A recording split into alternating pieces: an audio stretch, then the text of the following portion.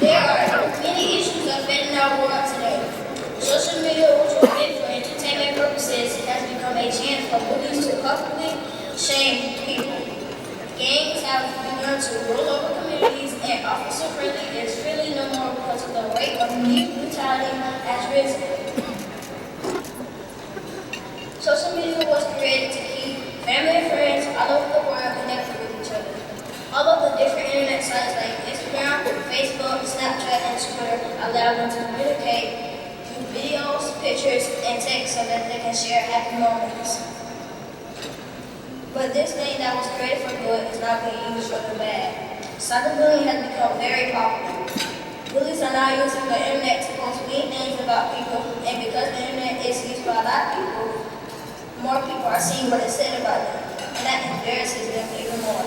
The kids who are cyberbullied are most likely to use drugs, alcohol, or even more health problems, lower self-esteem, and engage in bad behavior. Another issue affecting our world today is gangs. There are estimated of 30,700 gangs in the United States with a member population of over 800,000 people. In my city, there are 43 gangs with a little less than 2,000 members. Gangs that poison the streets of communities with drugs, violence, and all types of crimes. The gang members don't have respect for the people. They litter and write graffiti gang signs to mark their territory, which makes the neighborhood look dirty. A lot older people who live in those gangs, open-run neighborhoods are afraid to go outside and speak against them in fear of the gang member doing something to them. They also influence other kids in their neighborhood to join because that makes them look cool and tough. Gangs are preventing neighborhoods from being a safe and happy place to grow up. Also in the world today is the issue of police brutality.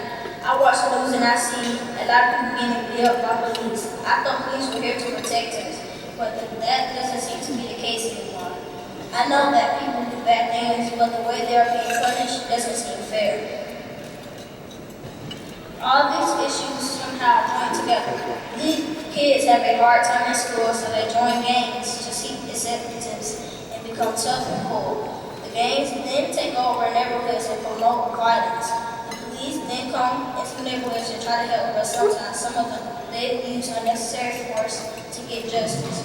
Putting programs in place encourage kids to believe in themselves and their futures could help solve some of these problems because it would give them something positive to do. I feel that we are our own worst enemy, but if we all come together and set aside our differences, the world would be a much better place. Thank you. The news is filled with racial and religious divisions across the globe. I see a world where people are denied basic rights like health care, the right to vote, the right to go to school, among other things. I see a world of discrimination, misunderstanding, and a place where it seems like only certain people have an opportunity to be part of the world. However, in spite of these problems, I like to think of myself that Dr. Martin Luther King Jr. would still say what a wonderful world this could be. I remember in second grade singing the lyrics from Mr. Armstrong's What a Wonderful World. I see trees of green, red roses too. I see the moon for me and for you. And I think to myself, what a wonderful world.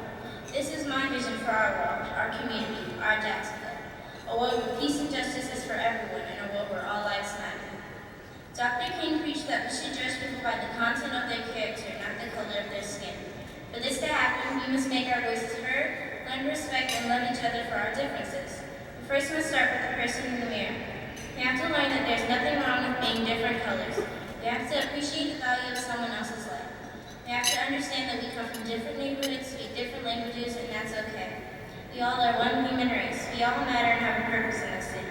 It will take all of us standing against injustices, violence, and any system that tries or continues to divide us.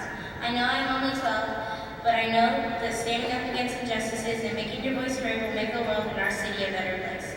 What voice did you say? It was Rosa Parks' voice refusing to go in the back of the bus. It was Dr. King's voice leading a march to Selma, Alabama to have the right to vote. It is everyone's voice lifting up to the injustices of our world like they did. Yes, all of our voices. Because the life of a black male matters whether he's wearing a hoodie or a suit. The safety of a young girl matters whether she's walking through Gateway Mall or through Gate Parkway. My education matters, whether it's through a public education system or a private school. The health of someone without insurance matters just as much as the person who has coverage. Yes, what a wonderful world would be when your life matters, my lives matter, all lives matter. Because an injustice anywhere is a threat to justice everywhere. Thank you. Good morning. Police brutality towards young African American men has been the headlines of many local newspapers, magazines, and segments of local and national news stations. With this brutality comes the outpouring of anger and rage from the Black community. The demonstrations, protests, and Black Lives Matter campaigns are at the forefront of our consciousness. The real question is, where is all the outrage and protest in the Black community when Black males are being murdered every night by other Black males? Why is it that every morning when I turn on my television to check the weather, I have to hear about yet another shooting in the Black community?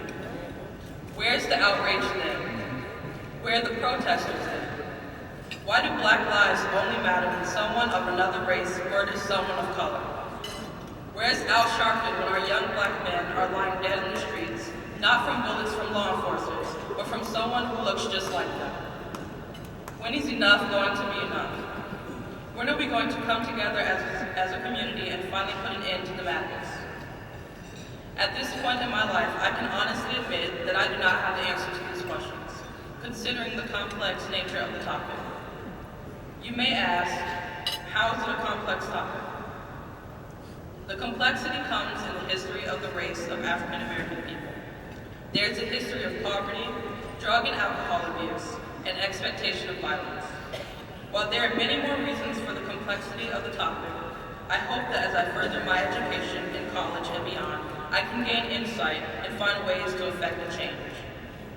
But for now, I see that we as a community seem to be complacent to the very thing that is killing our race faster than any other.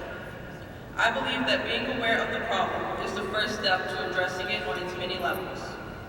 There is no obvious or easy fix. What counts is that the call to change and the process that would ensue must begin in the African American community itself. This year's Martin Luther King Jr. breakfast is centered around the quote, "Injustice anywhere is a threat to justice everywhere." We are caught in an inescapable network of mutuality, tied in a single garment of destiny. Whatever affects one directly affects all indirectly. The continuous, senseless murder of our people at the hands of our people is an injustice to ourselves that sends a message to others that they too can violate us. The era for change is now. I matter. You matter. We all matter. We are powerful beyond measure when we stand together and not against one another. Will we take a stand and fight back, or will we sit back and let the violence continue? Thank you.